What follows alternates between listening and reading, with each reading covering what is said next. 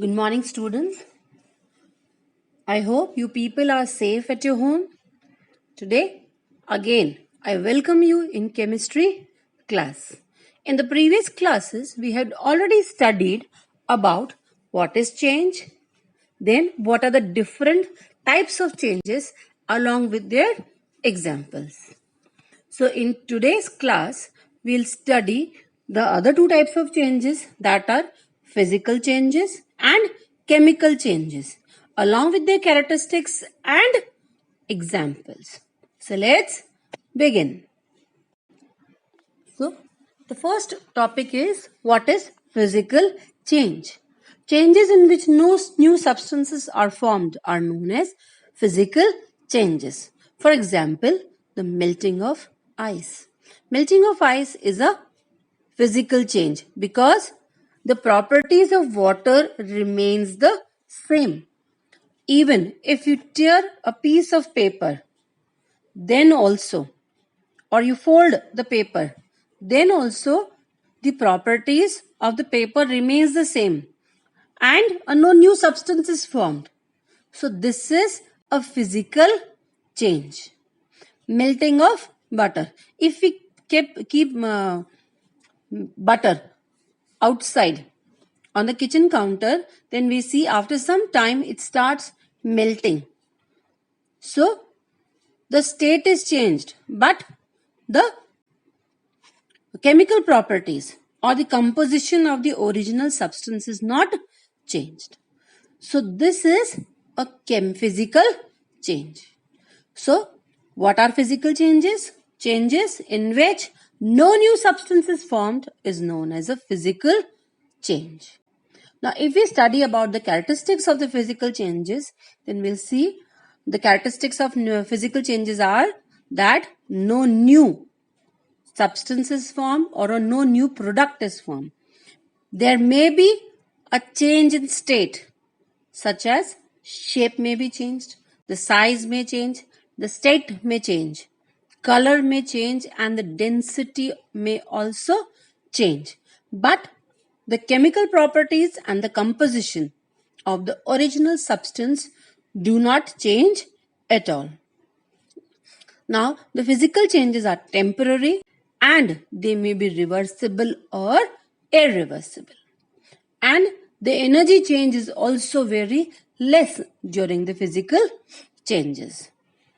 Now, the physical changes may be reversible or irreversible. Example, ice.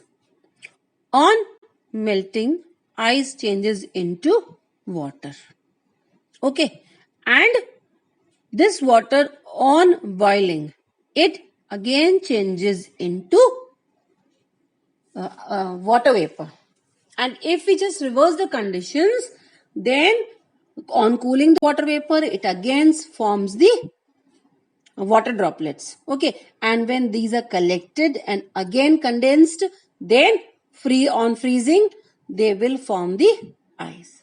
So this is an example that why physical changes may be reversible. Okay. Let us now study the examples of physical changes. So the first example is melting of ice, which we had already discussed. Okay, so the next example is evaporation. In this process, what happens? The liquids get converted into its vapor state. Okay, and here what happens? The water molecules in the vapor state have the same chemical properties when they are in the liquid state. So only the physical state of the liquid changes. Okay, and the chemical properties remains the same and no new substance is formed. No new substance is formed. Only the state of the water is being changed from liquid to gaseous state. So here we can say that evaporation is a physical change. Okay, so the next example is drying of clothes. Now, we have closely observed that the drying of clothes, the clothes dry faster on the sunny days or when the sunlight is more. Because what happens, the process of evaporation is more on these days. The more the temperature, the process of evaporation is more. Now, because the temperature of the surrounding is also increased, as a result, what happens? The water that is present in the clothes is changed or is evaporated to the atmosphere in the form of water vapor. So here also the change in state is there, but the chemical properties remains the same. That is why we can say that drying of clothes is a physical change.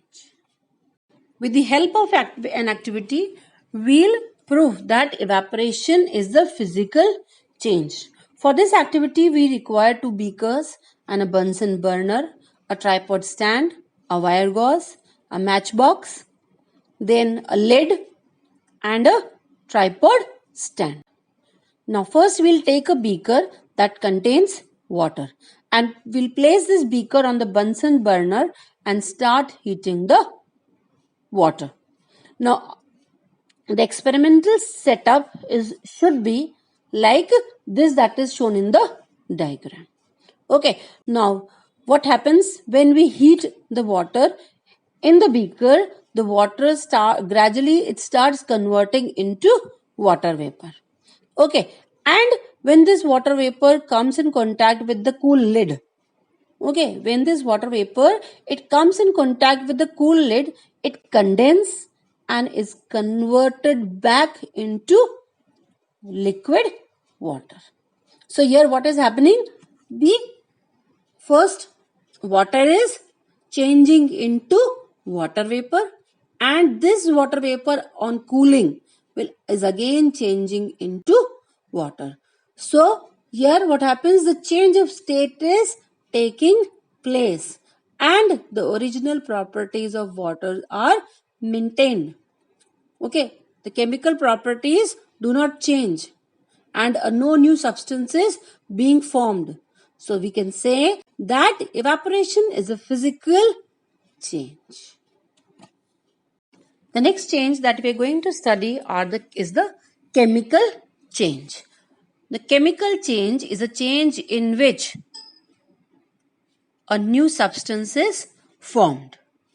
Okay, for example, burning of paper, cooking of food, baking of a cake. So in all these process or in all these activities, we see that a new substance is formed. Okay, the chemical properties and composition of the original substance changes.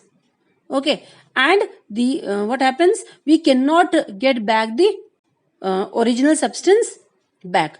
A new product is being formed. Okay, for example, if we take the example of cooking of food, we can on reversing the conditions, we cannot get back the original raw products. Okay, and these changes are irreversible and permanent because even on changing the conditions, the original substance cannot be obtained back. Okay, and the energy is always produced in the form of heat or light. So, what are chemical changes? Chemical changes are those changes in which new substances are formed and the chemical properties and the composition of the original substance changes.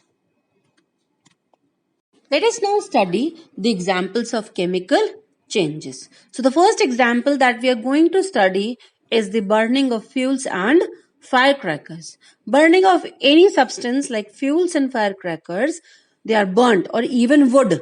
When it is burnt, then what happens? It combines with the oxygen that is present in the air and produce new products such as smoke, ash, carbon dioxide and water vapor, and also heat and light are released.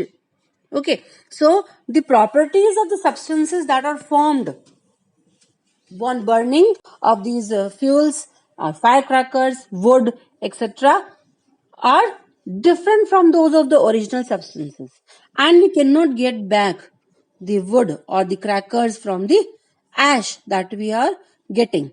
Okay, so here what happens, we see that this change is permanent and irreversible. Why irreversible? Because we cannot get back the original substance. So here we can say that burning of any substance is a chemical change.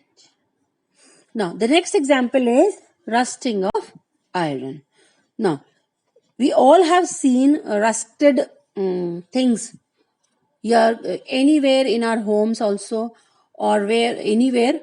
Okay, so now in this process what happens, when an iron object, when it comes in contact with the moisture and oxygen that is present in the air, it forms a reddish brown layer on the objects. Okay, and this reddish brown layer is known as rust.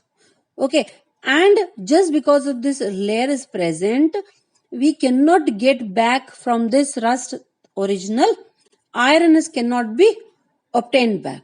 Okay, so this rusting of iron is also a chemical change, and it is also permanent and irreversible.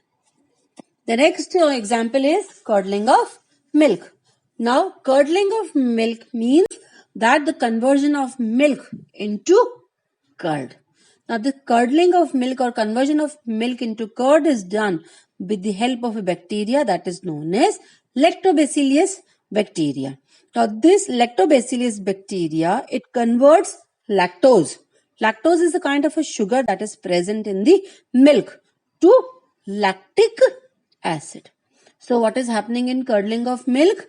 Lactobacillus bacteria that is present in the milk converts lactose into lactic acids, and this, just because of this, there is a sour taste that is found in the curd. Now the properties of curd are different from those of the milk.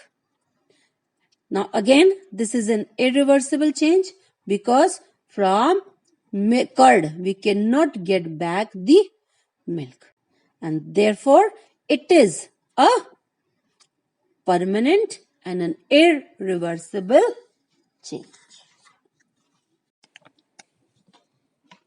The next example is the cooking of food.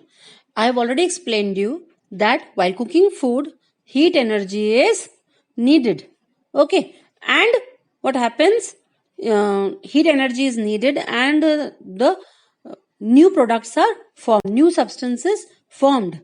The cooked food we get. Okay, now here what happens? We cannot get back the raw substance back.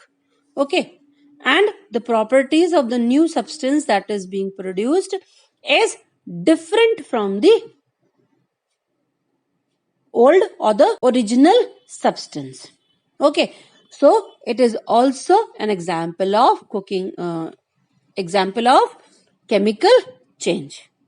The next example is the reaction of iron powder with sulfur powder. Now here what happens, when the iron powder is mixed with sulfur powder and they are heated, they form a new product that is known as ferrous sulfide, FeS. Okay, now the new substance that is formed has the different properties from that of iron and sulfur. Okay, so here also we cannot get back the original substance.